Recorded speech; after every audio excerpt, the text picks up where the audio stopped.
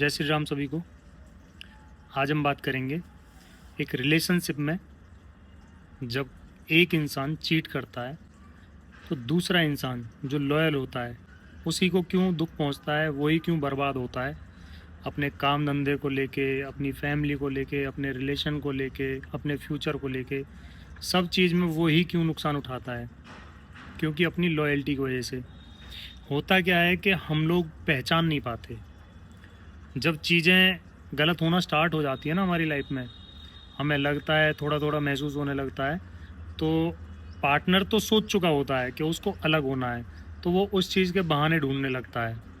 आपसे लड़ाइयाँ करने लगेगा, आपकी कमियां बताने लगेगा, पॉइंट ढूंढेगा, आपको बोलेगा आपने ये बोल दिया मेरे को, अब मेरा दिमाग ख़राब है, अब मेरे से मतलब तुम्हारे साथ रहना मुश्किल हो रहा है और तुम शक करते हो। तो मतलब 100 बहाने ढूंढ लेगा वो, क्योंकि उसको पता है उसको अलग होना है। आपके अंदर क्या कमी है? जो लॉयल पर्सन होता है ना, उसकी सबसे बड़ी कमी होती है कि वो उस टाइम पे खुद में कमी ढूंढता है। वो नुकसान क्यों उठाता है कि वो उस टाइम पे सामने वाले की कमी नहीं ढूंढता। वो सोचने लगता है कि ये बंदा मेरी वजह से दुखी है, शायद मेरे से कोई गलती हो गई है। तो वो अपने अंदर कमियां ढूंढने लगता है कि हाँ, मेरे अंदर ये कमी है, उसको मुझे ठीक करना चाहिए। उससे माफ़ी मांगेगा, उसके आगे गिड़गिड़ाएगा, रोएगा। लेकिन सामने वाला बंदा क्या करेगा? नहीं, उसको तो पता है उसको तो अलग होना है, उसकी तो स्ट्रेटजी है, उसकी तो प्लानिंग है ये सारी। लेकिन लॉयल बंदा कभी समझ नहीं पाता।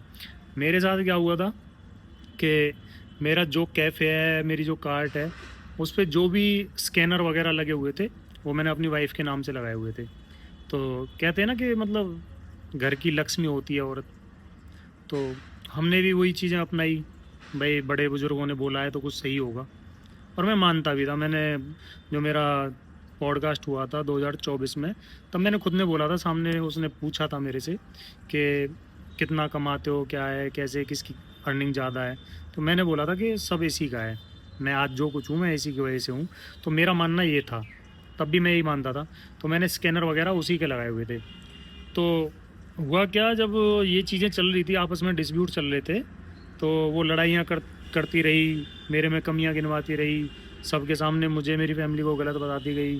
तो किसी भी कंडीशन पे मतलब वो पैचअप के लिए तैयार ही नहीं हुई थी। तो उस टाइम पे ये था कि थोड़ी बहुत मिसअंडरस्टैंडिंग होगी, वो दूर हो जाएगी। तो मैं अपना नॉर्मल रूटीन में अपनी जो मेरे को फ्यूचर प्लानिंग थी वो मैं करता रहा। तो मैं फ़्लैट वगैरह देख रहा था, अपना फ़्लैट परचेज़ करने के मूड में था। तो मैंने इसको बताया, मैंने एक दो लोकेशन देखी, मैंने इससे पूछा, मैं कहा मैं वहाँ वहाँ ऐसे ऐसे फ्लैट देखा है, तो टाइम निकाल ले, एक बार चलेंगे। तो तब ये घर पे नहीं आती थी, अपनी मम्मी के वहीं पे रहती थी। तो मैंने सोचा उससे थोड़े खुश हो जाएगी, हो सकता है फ्यूचर को लेके इनसिक्योर हो, तो शायद खुश हो जाए। बट इसने मेरे को क्या बोला कि मेरे नाम पे मत लेना। होता क्या है कि सब लोग ज़्यादातर फैमिली में देखा गया है कि कोई भी प्रॉपर्टी वगैरह लेते हैं तो वो लेडीज़ के नाम पे लेते हैं। तो ज़्यादातर हमारी फैमिली में भी यही है, ज़्यादातर मैंने यही सब देखा है कि फैमिली में जो घर में लेडीज़ होती हैं, मदर हो चाहे वाइफ हो या कोई भी हो, उनके नाम पे ही प्रॉपर्टी ली जाती है। तो मेरा भी यही प्लान था, इसी चक्कर में मैंने बैंकिंग वगैरह सब उसी की बनाई, क्योंकि सारी अकाउंट वगैरह जो पेमेंट आती थी, स्कैनर वगैरह, वो सब उसी के अकाउंट में आती थी। तो मैंने अपनी बैंकिंग तो बंद कर दी बिल्कुल। मेरी बैंकिंग तो चालू हो गई, मेरी बैंकिंग तो ख़राब हो गई, क्योंकि लेन देन सारा उसी अकाउंट में आता था। तो मेरे से इसने क्लियर कट मना कर दिया कि मेरे नाम से मत लेना, मेरे नाम पे मत करवाना फ्लैट।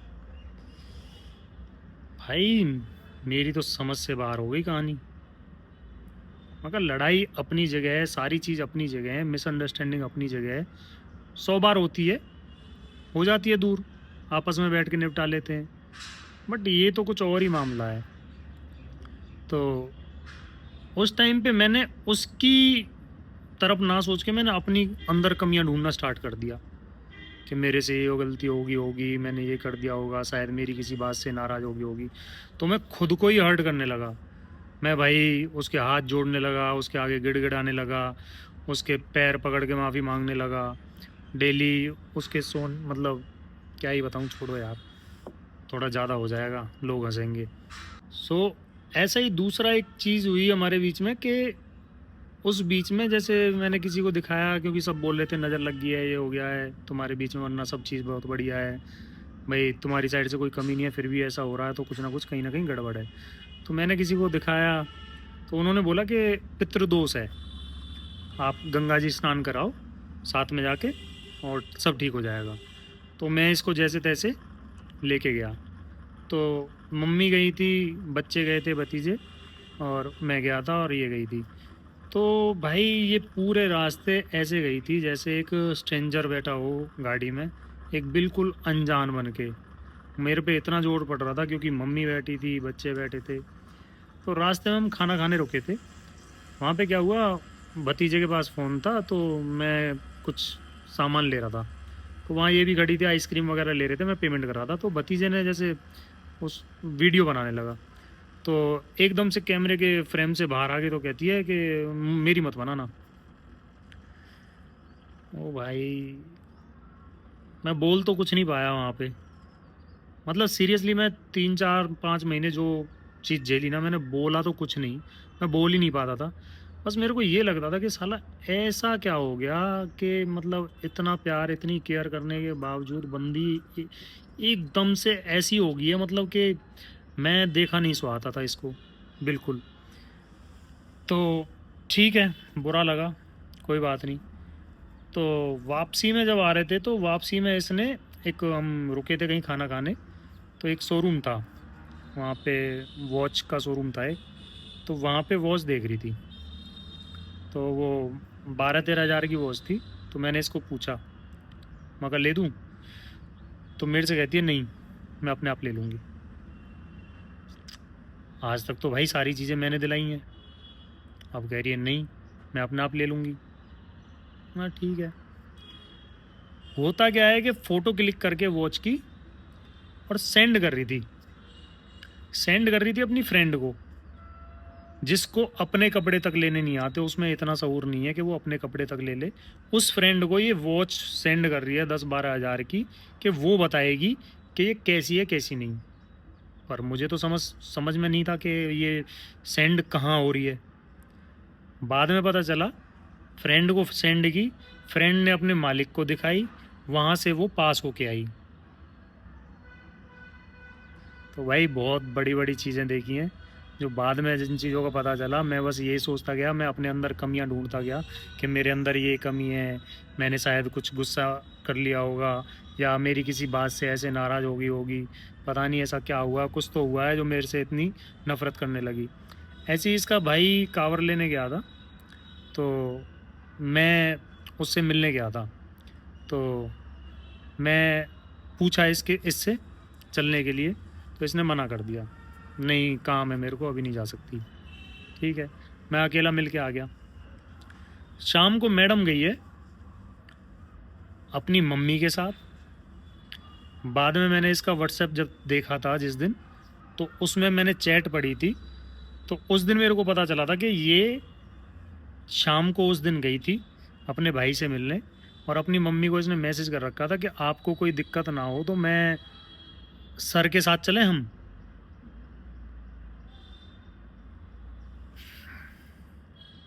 इसकी मम्मी ने बोला नहीं, मुझे कोई दिक्कत नहीं है। मुझे क्या दिक्कत होगी?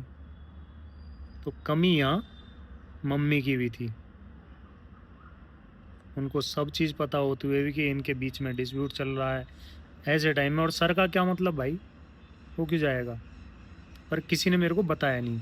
पता मेरे को तब चला जिस दिन लास्ट टाइम में मैंने फ़ोन चेक किया, तब पता चला ये बात कि हाँ ये वहाँ भी गई थी उसके साथ। ठीक है, क्या कर सकते हैं।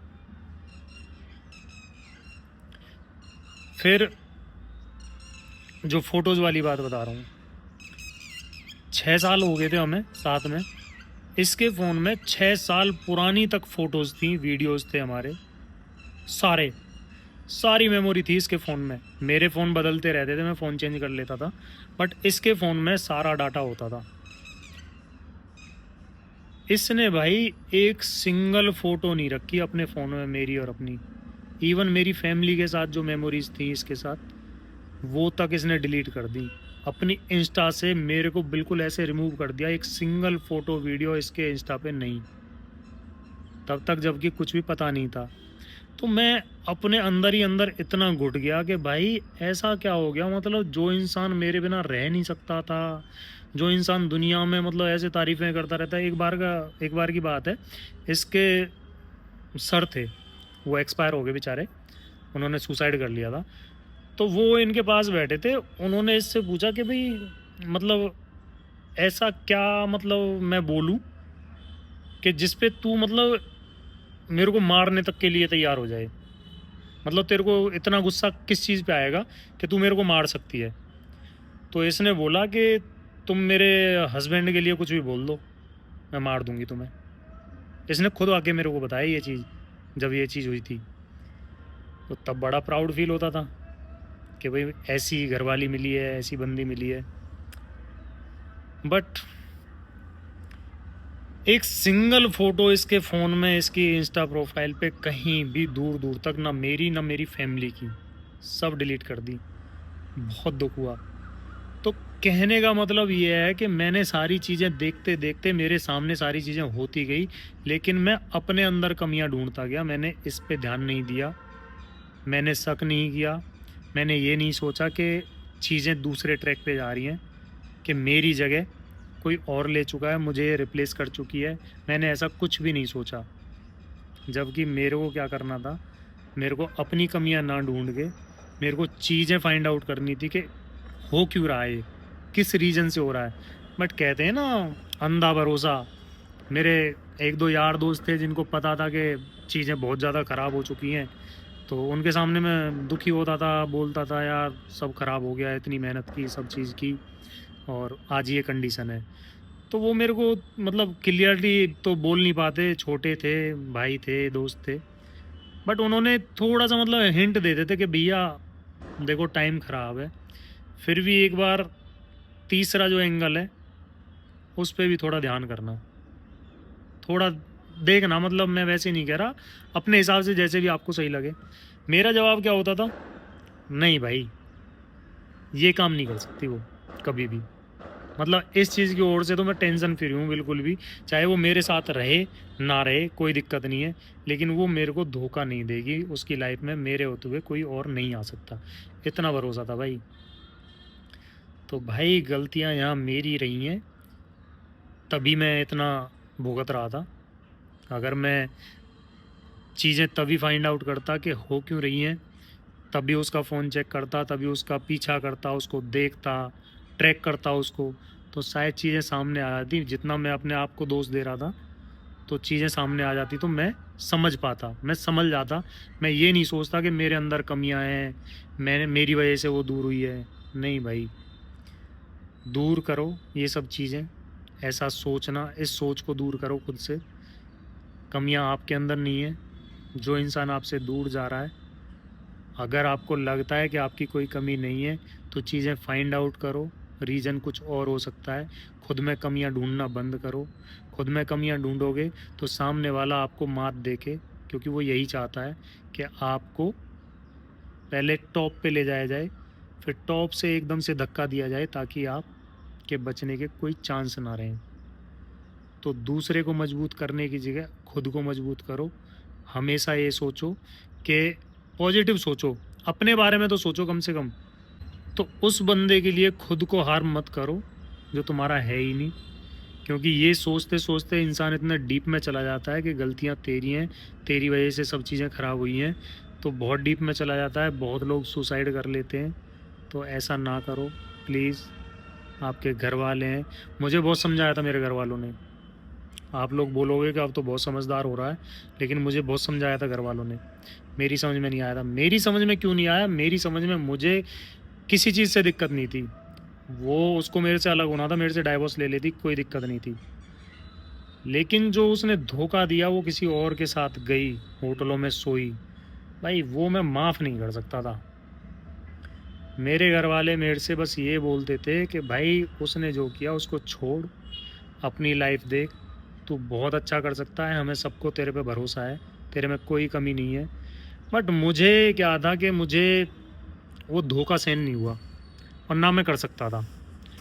तो उस टाइम पे मुझे जो सही लगा, मैं अपने घर वालों से उल्टा भी बोला, और मतलब वो डिस्कशन करते रहते थे, मेरे को समझाते रहते थे, तो मैं वहाँ से उठ के भाग जाता था। मेरी समझ में नहीं आती थी चीज़ें। तो बहुत बुरा टाइम देखा, जेल में चला गया, 5 महीने फ़ोन नहीं था, और मैं जा ही नहीं सकता था, जो चीज़ मैं कर ही नहीं सकता था, कहीं आ जा नहीं सकता, उसके बारे में सोच नहीं सकता, देख नहीं सकता। तो वहाँ एक अलग माहौल था जो मेरे लिए एक बहुत अच्छा रहा। तो मैं ये नहीं कहूँगा कि मेरे लिए बुरा रहा, मैंने जेल काटी ये काटी। तो वो मेरे लिए एक पॉजिटिव पॉइंट है। मैं खुश हूँ, मैं सेटिस्फाई हूँ उस टाइम को लेके, कि जो टाइम मेरा तड़पने का था, या मतलब मैं कुछ और गलती कर बैठता, खुद को हार्म करता, कोई नुकसान कर बैठता, तो वो टाइम मैं जेल में निकाल गया। सही रहा, बहुत अच्छा। आप सबको भी यही राय दूंगा कि कभी भी आपकी लाइफ में ऐसा टाइम आए तो अपने अंदर कमियां ना ढूंढ के सामने वाले की कमियों पे ध्यान दो।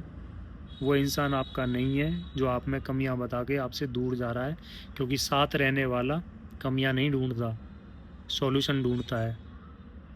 साथ रहने वाला 100 कमियां होने के बावजूद भी आपके साथ एडजस्ट कर लेगा, और साथ ना देने वाला, साथ ना रहने वाला, आपकी कमी ना होने के बावजूद भी आपसे दूर होगा, और आप में 50-100 कमियां बता के जाएगा, आपको भी, आपकी फैमिली को भी, और सारे जहान में आपको बदनाम करके जाएगा, क्योंकि उसको तो क्लीन चिट चाहिए ना, वो तो खुद तो क्लीन है।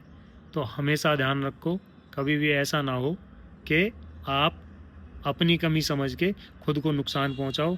बहुत से लोग सुसाइड कर लेते हैं, बहुत से लोग डिप्रेशन में चले जाते हैं, लाइफ टाइम डिप्रेशन की पिल्स खाते रहते हैं। तो प्लीज़ करके थोड़ा सा सचेत रहो, ध्यान रखो, टाइम टू टाइम चीज़ों को मैनेज करते चलो, एकदम से अंधा भरोसा किसी पे मत करके चलो।